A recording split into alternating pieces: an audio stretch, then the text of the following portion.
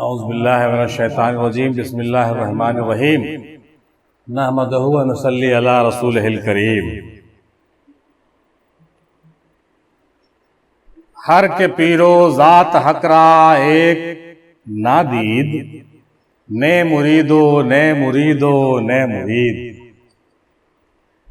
جو پیر اور حق تعالیٰ کو یکساں نہیں سمجھتا وہ ہرگز مرید نہیں ہے، ہرگز مرید نہیں ہے، ہرگز مرید نہیں ہے۔ مطلب یہ ہوا کہ جو پیر کو حق نہیں سمجھتا ہو، یعنی پیر کو اور حق کو الگ نہیں سمجھنا ہو، اپنے پیر کامل کو حق سے الگ نہیں سمجھنا ہوگا۔ رومی علیہ السلام علیہ رحمہ کہتے ہیں ہر کے پیرو ذات حق را نادید، نہ مریدو نہ مریدو نہ مرید۔ جو پیر اور حق تعالیٰ کو یکساں نہیں سمجھتا وہ ہرگز مرید نہیں ہے، وہ ہرگز مرید نہیں ہے۔ اب سوال یہ پیدا ہوتا ہے کہ ویسا پیر ہو جو بالکل ذل کبریا ہو۔ ابھی ہم لوگ بات کر رہے تھے سیرت محمدی، اس کے اندر کٹ کٹ کے بھری ہوئی ہونی چاہیے، اور وہ تجلیات جو رونما ہوتی ہے اس پر ویسا ہونا چاہیے، تب مزہ ہے۔ اس کے بارے میں بیدم سا کہہ رہے تھے، ہے کہ نہیں؟ جب لوگ حضرت بایزید بستامی رحمۃ اللہ علیہ سے ان کے لیے دعا کرنے کو کہتے تو آپ سے فرماتے مخلوق مجھے واسطہ بنا کر تجھ سے مانگ رہی ہے اور تو ان کی طلب سے بخوبی واقف ہے۔ ایک مرتبہ آپ کہیں تشریف لے جا رہے تھے کہ ایک مرید آپ کے نقش قدم پر قدم رکھتے ہوئے آپ کے پیچھے پیچھے چلتے ہوئے کہنے لگا مرشد کے نقش قدم پر چلنا اسی کو کہتے ہیں۔ پھر اس مرید نے آپ سے کہا کہ مجھے اپنی چادر کا ایک ٹکڑا عطا فرما دیجئے تاکہ میں اسے برکت حاصل کرنے کی نیت سے اپنے پاس رکھ لوں۔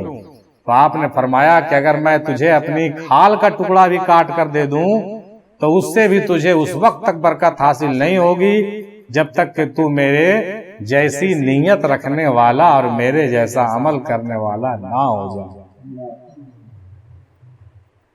میرے جیسا نیت، میرے جیسا اخلاص جب تک آپ کے اندر نہیں ہوگا، میرا ٹکڑا لے جانے سے کام چلنے والا نہیں ہے۔ انسان کو تنکے کی طرح ہونا چاہیے۔ تعریفوں اور واہ واہ کی ہوائیں جتنا مرضی اونچا اڑا لیں، تنکے کو پتا ہوتا ہے یہ عارضی ہوائیں رکنے پر میری جگہ خاک پر ہی ہے۔ یعنی انسان کو تنکے کی طرح ہونا چاہیے۔ تعریفوں اور واہ واہ کرنے سے اس کو کچھ فرق نہیں پڑنا چاہیے۔ انسان ایسا ہو کہ نہ اپنی تعریف سے خوش ہو نہ اپنی برائی سے بہت رنجیدہ ہو جائے، یہ بھی بتایا گیا نہیں۔ یہ قول ہے قلندر دورہ سید نصیر الدین نصیر صاحب کا۔ نصیر الدین صاحب کا قول ہے کہ انسان کو تنکے کی طرح ہونا چاہیے اور اپنی اوقات نہیں بھولنی چاہیے کہ میں کیا ہوں، میں ذرہ خاک ہوں اور کچھ نہیں ہوں۔ اب جو شخص اپنی زندگی کو سکون قلب کے ساتھ گزارنا چاہے اس کے لیے ضروری ہے کہ دل میں نفرت کو جگہ نہ دے۔ دل میں نفرت کا جگہ اگر ہوگی تو سکون سے آپ جی نہیں سکیں گے، سکون ہمارے اندر نہیں آئے گی نفرت کی وجہ سے۔ اللہ تعالیٰ دلوں کو ذکر کا مقام بنایا ہے، پھر جب وہ نفس کی پیروی کرتے ہیں تو خواہشات کی جگہ بناتی ہے۔ شہوتوں سے دلوں کو پاکیزگی یا تو بے قرار کرنے والے خوف سے ہوتی ہے یا آرام کرنے والے شوق سے ہوتی ہے۔ اپنی مصروفیت کا جائزہ لیجئے کیونکہ آپ کی مصروفیت گمراہی بھی ہو سکتی ہے اور عبادت بھی۔ یعنی آپ کس کام میں بیجی ہیں اور کیا کر رہے ہیں یہ ڈھونڈیے، یہ سمجھیے۔ آپ کہیں ایسا تو نہیں ہے کہ ایسے کام میں بیجی ہیں جو گمراہ کر رہا ہے، آپ کو گمراہی میں پھنسے ہوئے ہیں، وقت برباد کر رہے ہیں اپنا، یا کہیں ایسا تو نہیں ہے کہ آپ جو کر رہے ہیں وہ عبادت۔ دونوں بات ہو سکتی ہے۔ اپنے مصروفیت کا جائزہ لیجئے کہ ہم جو دن بھر کر رہے ہیں یا جو رات بھر کر رہے ہیں یہ گمراہی ہے یا عبادت، گمراہی ہے یا عبادت۔ ہاں، اس کو جائزہ لینے کی ضرورت ہے کہ ہم کیا کر رہے ہیں، کیونکہ وقت آپ کا آپ کے پاس ہے۔ لوگ کہتے ہیں نماز میں غیر اللہ کا خیال آ جائے تو نماز فاسد ہو جاتی ہے. لوگ کہتے ہیں کہ غیر اللہ کا خیال آ جائے تو نماز فاسد ہو جاتی ہے. قیام سے سلام تک جس کی نماز میں اللہ روبرو ہی نہ ہو تو ان نمازیوں کا کیا؟ قیام سے لے کر کے سجود تک جن نمازیوں کے روبرو خدا نہیں ہو تو پھر اس نماز کا کیا مطلب؟ نماز میں آپ کا یار روبرو ہونا چاہیے. یار روبرو نہیں تو نماز ہی نہیں. تو ایسی نماز کیا کہ روئے بروئے صنم نہ ہو. ہے نا بھائی صاحب؟ ہے نا جی؟ وہی بات ہے. حضرت حسن بصری رحمۃ اللہ علیہ نے بلند آواز میں فرمایا، لوگو اللہ کے دروازے کو کھٹکھٹاتے رہو، اللہ کے دروازے کو کھٹکھٹاتے رہو، وہ دروازہ ضرور کھلتا ہے.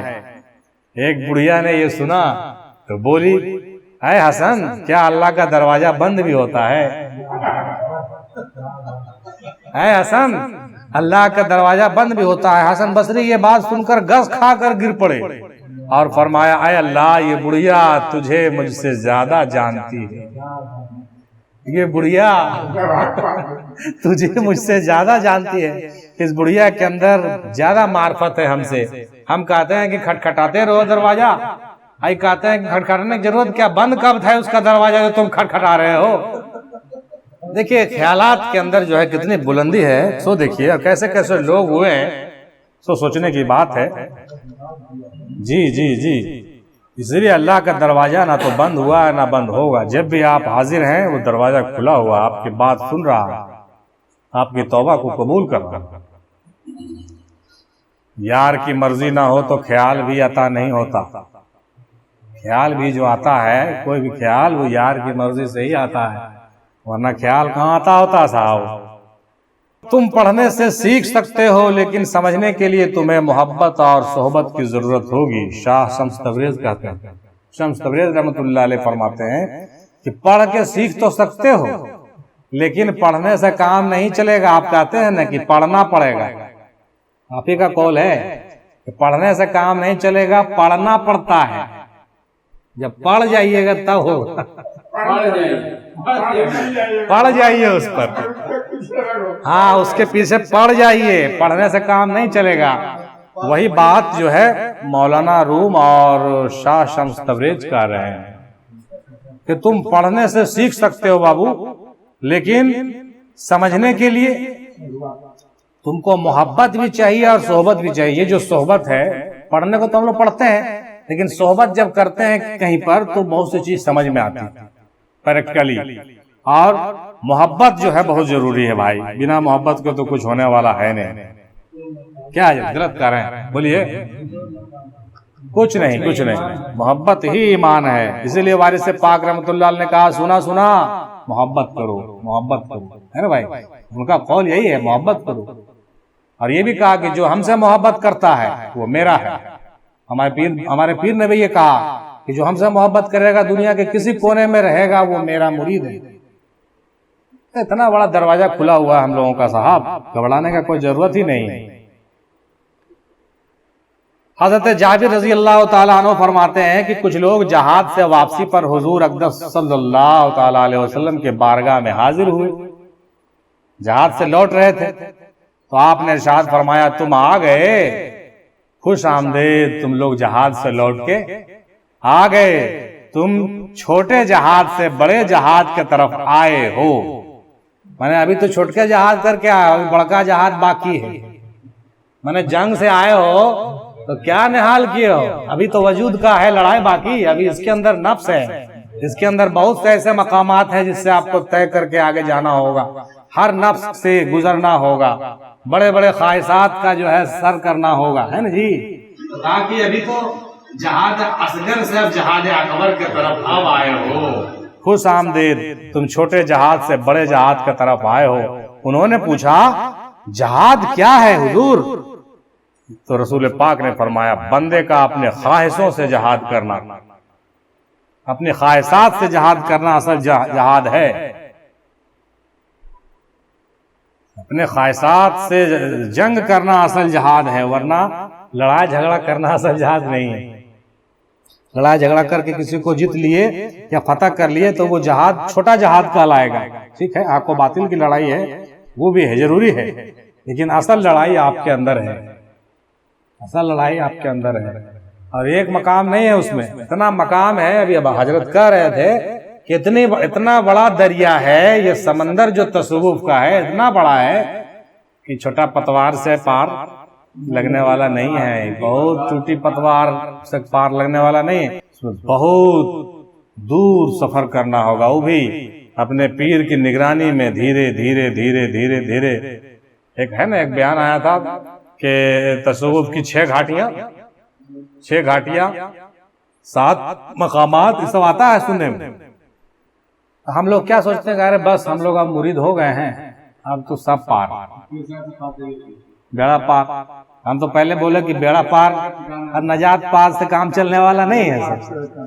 دنیا کے پانی پر اپنی زندگی کی کشتی کو چلنے دو، زندگی کی کشتی پر دنیا کا پانی مت چڑھاؤ ورنہ ڈوب جاؤ۔ زندگی کے پانی پر اپنی زندگی کی کشتی، دنیا کے پانی پر اپنا زندگی کا کشتی چلنے دیا جائے، زندگی کے کشتی پر دنیا کا پانی مت چڑھاؤ، مطلب ڈوب جائے گا۔ یہ بھی اچھا سوچ ہے کہ دنیا غالب آپ پر نہیں ہونا چاہیے۔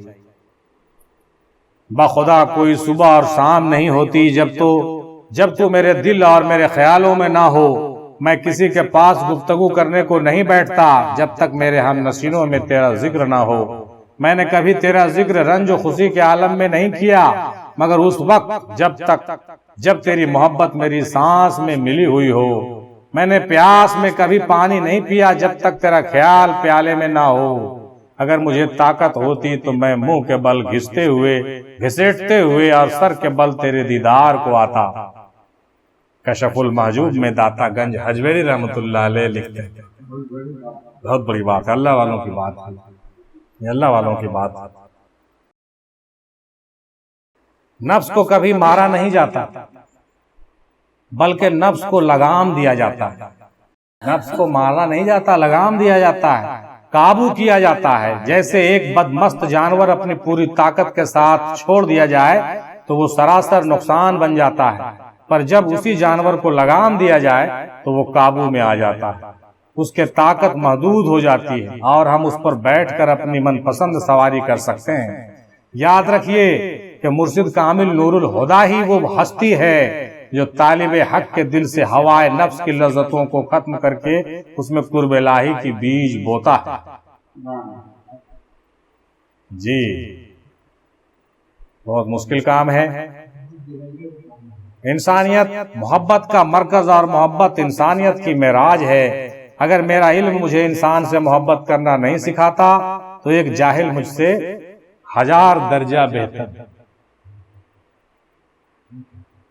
اگر میرا علم ہم کو محبت کرنا نہیں سکھاتا تو پھر ویسا علم کوئی کام کا نہیں ہے صاحب، ویسا علم کسی کام کا نہیں ہے۔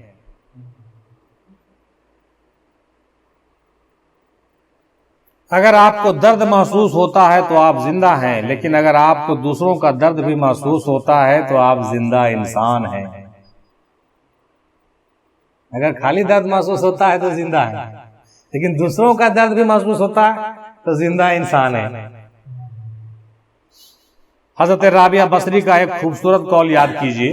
رابعہ بصری کیا فرماتی ہیں کہ جب تک قلب بیدار نہیں ہوتا اس وقت تک کسی عضو سے بھی خدا کی راہ نہیں ملتی، اور بیداری قلب کے بعد اعضاء کی حاجت ہی ختم ہو جاتی ہے، کیونکہ قلب بیدار وہی ہے جو حق کے اندر اس طرح ضم ہو جائے کہ پھر اعضاء کے حاجت ہی باقی نہ رہے، اور یہی فنا فی اللہ کا مقام ہے۔